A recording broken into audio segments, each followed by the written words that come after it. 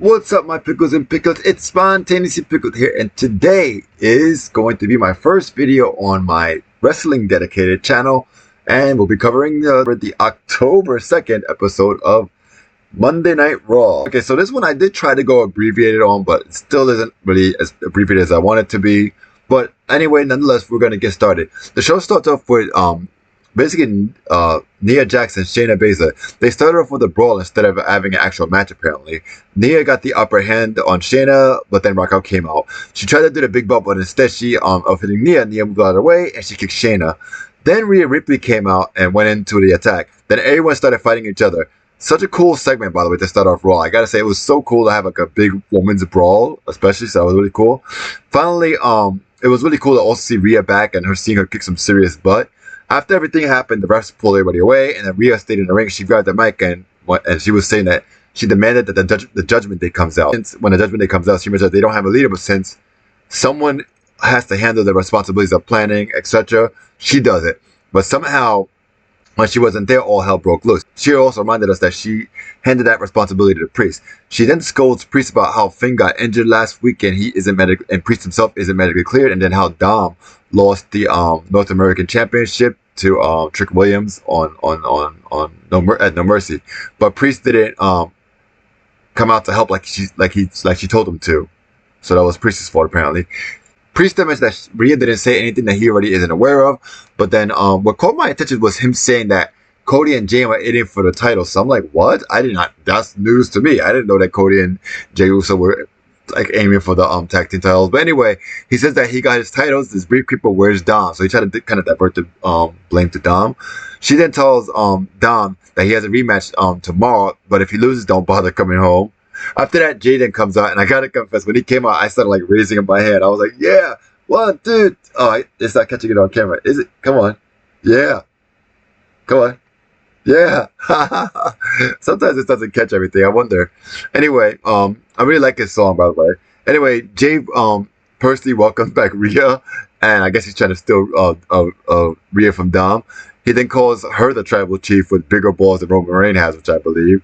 Dom prevents Priest and Jay from fighting, stating that Priest isn't medically cleared, so he will handle Jay. However, Dom gets super kicked by Jay, but then JD McDonough comes out and tries to make the save, but then Jay gets the upper hand on both Dom and JD, but then Dom comes from behind and they intervene, and then they kind of double team Jay. Priest was about to come in and help and hit Jay with the briefcase, but then Cody came in and cleared out JD and Dom. Pierce then came out and decided to make Cody and Jay versus Finn and Priest for the Undisputed Tag Team Championships at Fastlane. So I guess it is happening. I gotta say, like, this, like, even though it was like one segment, it was kind of like two. It was a really good segment to hit up to start off Raw. And I really hope that they don't really push the whole Cody for tag team titles too much, as I feel like he needs to finish his story. But nonetheless, it still was a good segment. After that, we have the Alpha Academy versus Imperium. Gable always showed his athleticism with a beautiful arm drag on Kaiser. Kaiser gains control, slamming Gable's head into the mat, followed by a kick.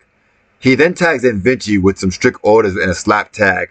Gable then did his beautiful head scissors, on Vinci's, and then landed an ankle lock. Vinci then rolls through, making Gable hit Kaiser, only for the former to run in and into a cradle suplex.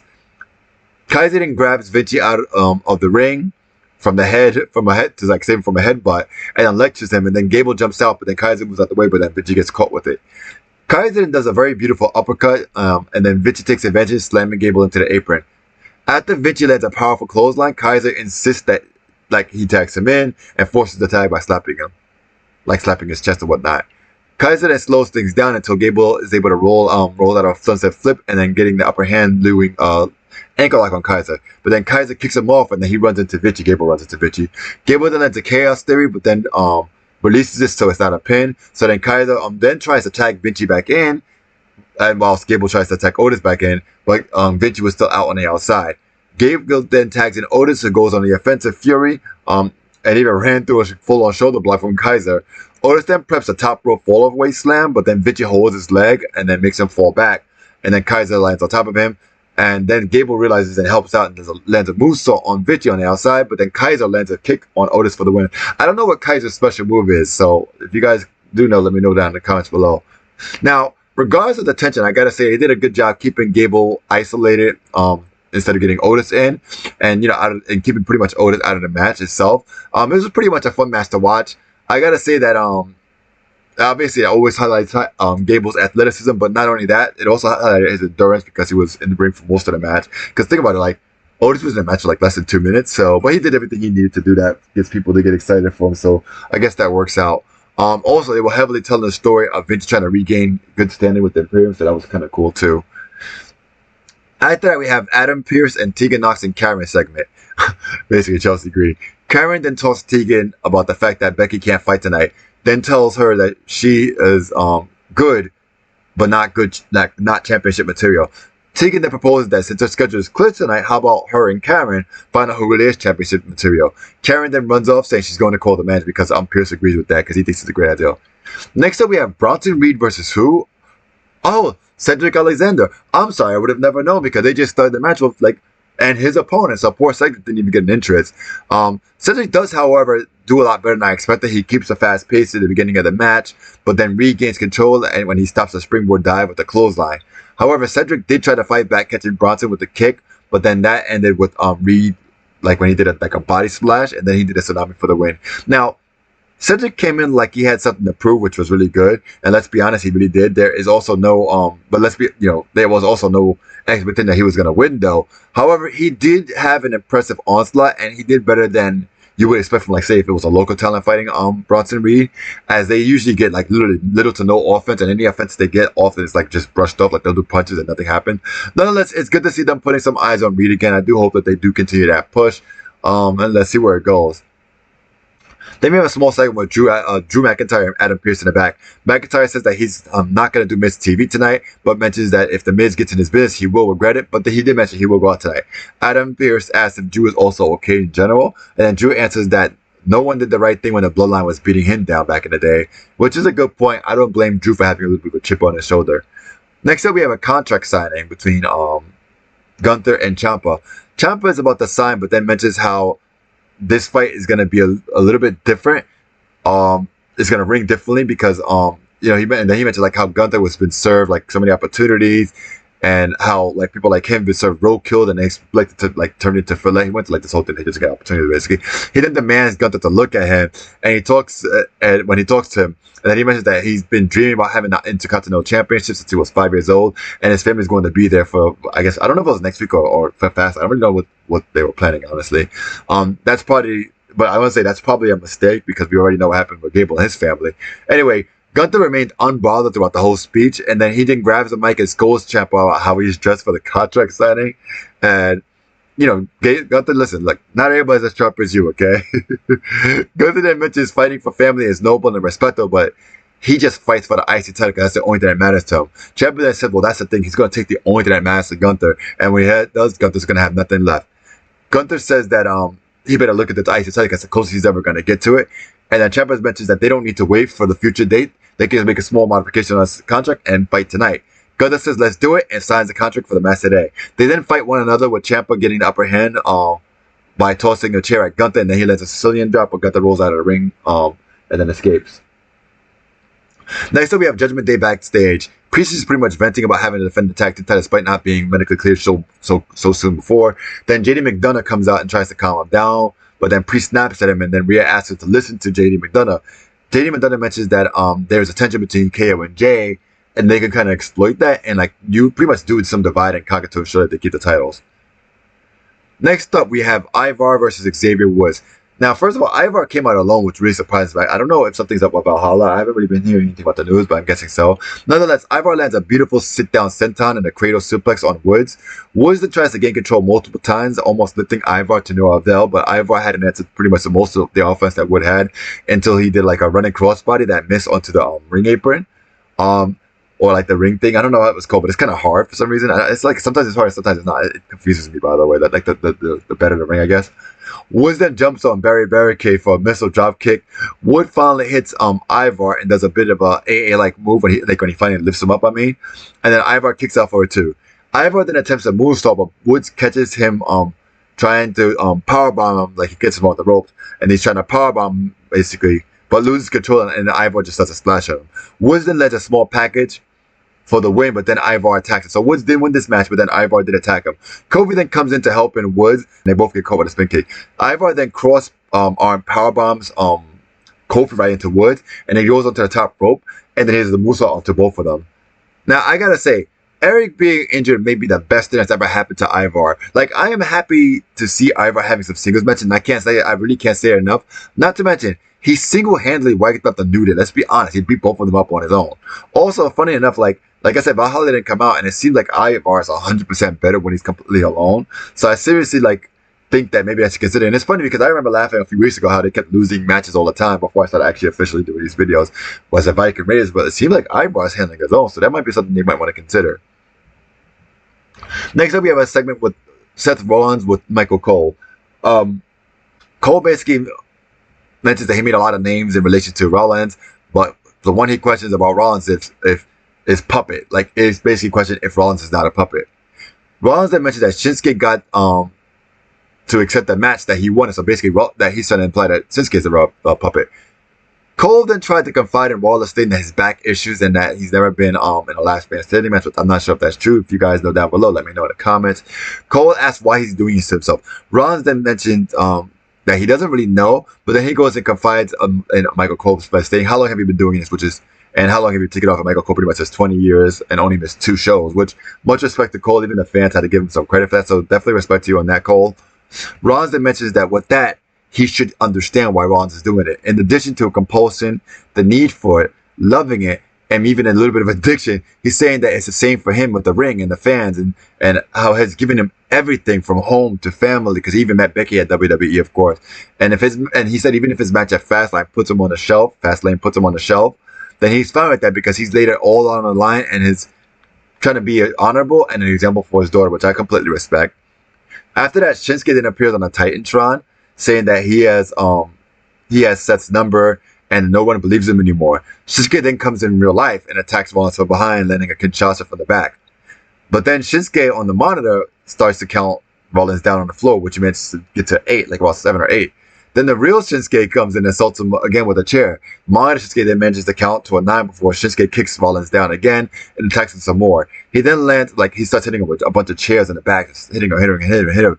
And then he then lands a spin into a chair and another Kinshasa, and then he finally counts to 10 really fast in real life. Next up, we have a backstage session with Becky Lynch and Tegan Nox with the tag coming in later. Becky points out it's a shame that she can't fight tonight, and she is sure that she wants to face the best. She was sure that Tegan Nox wants to face the best version of her, which Tegan Nox agrees. Afterwards, Natalya then mentions how it's so frustrating to have to wait to get your title match, and apologize that they started from the wrong foot. She also does interestingly say that she will get her chance again, and I wonder if she was trying to feed into something different there. I don't know. Natalya is definitely trying to get into Tegan Nox's head. After that, we have Tegan Nox versus Chelsea Green. Now, Chelsea rocks Tegan with a kick and then goes for a high five of Piper, who hesitantly does so. Tegan then lands a forearm and then goes for the shiniest with it, but then Chelsea rolls her up, and then Tegan rolls out. Chelsea then goes for the Pretty Her, but then Tegan shoves out of it, and then she gets super kicked by Chelsea outside the ring. For some reason, Chelsea directs Piper Niven to go to the other side of the ring where Tegan Nox was, which I didn't understand until later on, because when she goes back on a turnbuckle, Tegan Nox slaps her and she fell onto Niven's arms, and Tegan lands an apron moonsault. She then climbs the ropes, and then Niven comes up the ropes like Tegan to distract her. Then Natalya comes running out, and then after that, Chelsea and Tegan get into a fight because it gives Chelsea enough time to get the ropes. But then Tegan tosses Chelsea down over and then lands a standing moonsault, and then after that she lands the shiniest wizard for the win. Natalya then rushes in for some reason to congratulate Tegan. Like I said, I don't know what's going on though. I think Natalya might be up to something. Not sure exactly what it is. The match was definitely short, and all the high spots were kind of quick and easy. The crowd wasn't super into it until the end, like I wasn't. I will say though, I wonder if Natalya might either be turning heel, or she might betray Tegan or try to take Tegan under her wing. I'm not really sure, so that's gonna be interesting. Next up, we have Brian Saxton interviewing Jey Uso. Saxton asks where Jay's head's at. Jay basically says he's a bit confused because before, Cody and him seemed well, but they were enemies back then. But then he mentions that he and Cody are good, having the tag team matches are good, a bunch of other things are good, and that he's pretty much ready. Next up, Drew McIntyre comes out. Drew starts off by, with mocking Cody's line. What do you want to talk about? So I guess they're playing on some kind of small rivalry there. He mentions that people keep asking what happened to him. Drew then mentions that he doesn't owe anyone an explanation but his fans themselves. He then says that he's going to stop being a savior and he's going to focus on being 100% with his matches, which I absolutely agree because he's been going to a lot of matches allegedly less than 100% because he's trying to save people all the time. He then calls all of those questioning him hypocrites because, you know, as much as they expect him to help everybody else, nobody else is running out to help out except for Cody Rhodes, which is true. The Miz then comes out. The Miz mentions that he doesn't forgive Drew for attacking him last week, nor does he forgive him for canceling on him today. Drew then advises The Miz to leave. The Miz claims that he was trying to defend Drew, but then Drew told him to shut up. Drew mentions that he is not the way The Miz thinks he is. He is not going to attack people behind their backs. He prefers to rack up the wins and challenges The Miz to a match. The Miz knows that they aren't just for match, mentioning that he's in his suit and then Drew's in his skirt. He then mentions that the real Drew will come out sometime soon when someone gets attacked, and he mentions that he used to see Drew as Batman, but now he sees him as Two-Face because that's the real Drew, which is a really interesting comment to make. The Miz then tries to walk away, but then when Drew turns his back, he runs back and nails Drew with the mic from behind. McIntyre then runs back to try to go back to the ring, and then he attacks The Miz, and then the ref pretty much picks him up. After that, we return, and we have Drew McIntyre versus The Miz. Drew slams The Miz multiple times into the barricaded apron. The Miz gets a few moments of control, but then he tosses McIntyre into the ring post. He tries to do a signature clothesline, but it didn't even phase McIntyre at all, and then it lands him a few belly-to-belly tosses. The Miz then lands a knee onto the ropes, and then he tries to he gets the ref to check on McIntyre so he could try to remove the turnbuckle, the padding from the turnbuckle, but then gets caught by the ref. McIntyre then lands a Glasgow kiss. Then he was going to call for the Claymore kick, but then he grabbed his real Claymore, the sword. I forgot what they called it. But then the ref grabbed the sword, obviously. And then when he was distracted with Drew doing that, he can sort of put it away. Drew actually removed the turnbuckle. Then he tossed The Miz in and then landed the Future Sock DDT for the win, which is interesting. He used the Future Sock for the win. McIntyre then grabs the mic and says, "I'm not the same guy I was 30 seconds ago, and I'm not about to be forgiven." The match was actually very impromptu, and it was The Miz, so the results were kind of expected. I didn't expect The Miz to win, though I was a little bit surprised that The Miz got a lot more offense in than I thought he was going to get, because usually The Miz just gets his butt whipped and that's pretty much it, especially in those situations where he's in a suit. So it was really interesting. After we have a short segment with Jackie Redmond with Trick Williams. This might be one of the things I might cut out in a future video. I don't think it was really like relevant in any way, but basically it's just congratulated Trick Williams and mentions the rematch. Trick with Dom tomorrow. Trick Williams just kind of introduced himself to the main roster fans like myself. That mentions that the rematch with Dom. About the rematch with Dom, and then Jamie, Donna, and Rhea come in with Dom. Dom says leave his name out of his mouth, and Rhea says that he's not going to have so much luck this time because they're going to be coming back Dom tomorrow. Not surprised. Next up, we have a small segment with Jackie Redmond interviewing Cody Rhodes on the outside. Jackie Redmond asks how Cody feels about being put in a tag team match. Cody mentions that he never expected to be tagging with Jey Uso of all people, but the Judgment Day has kind of backed themselves into this match with the way they're being, kind of like attacking everybody and all that stuff and making enemies all the time, kind of like what the Bloodline was doing, what you say. Cody then mentions that he and Jay will also be at SmackDown, and when they win the Undisputed Tag Team Championships, there will be a whole different Monday Night Raw next week, which is interesting.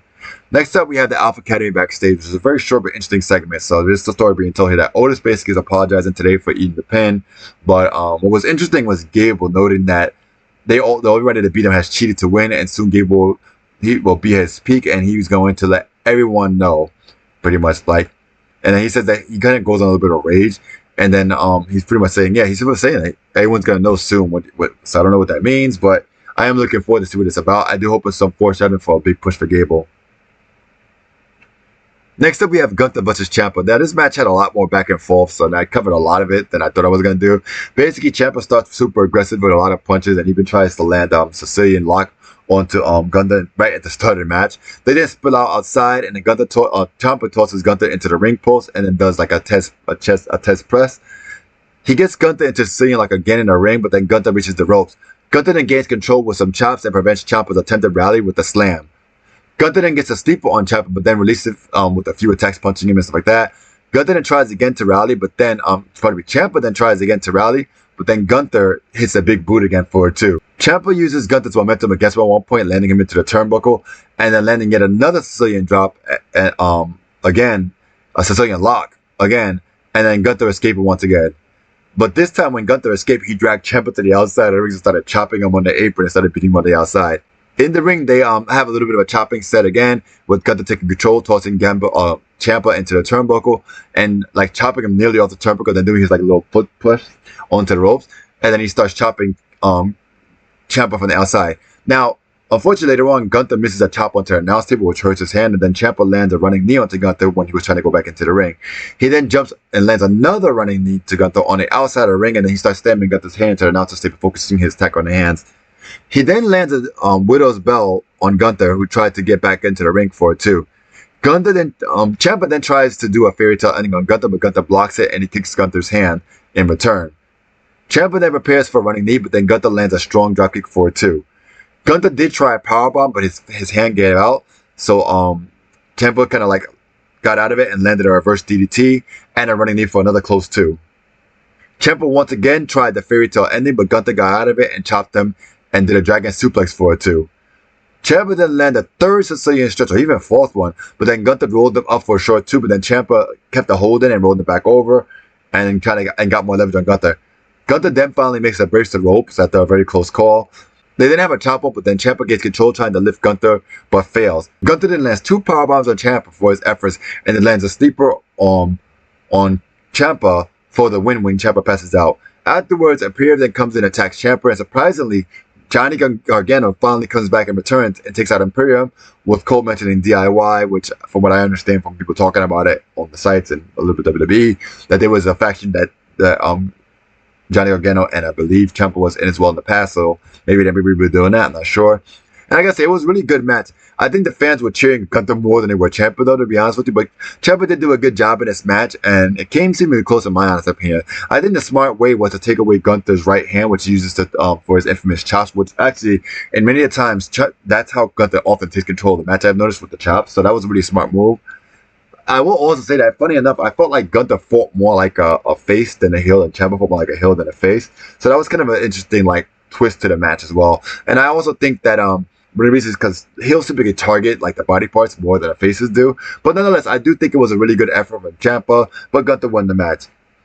Overall, I think this Raw itself was really, really good. The matches were good. Yeah, there were a couple of short matches, but overall, they all really projected a really good story. Besides the Chelsea Green match, most of them looked strong. But then, like with Chelsea Green, I've come to over time accept that she's a comedy character, so I don't really expect her to really win. Yes, I'd rather see like local talent get squashed because that's what they're usually there for. But nonetheless, it was still really good to see the match and seeing Tegan Nox getting wins, because I know that in the past, Tegan Nox had some issues with being injured, so it's really good to see Tegan Nox active on the roster. So I really hope that she gets her chance. I even hope she wins, to be honest. It'd be really nice to see, but I don't think that's going to happen.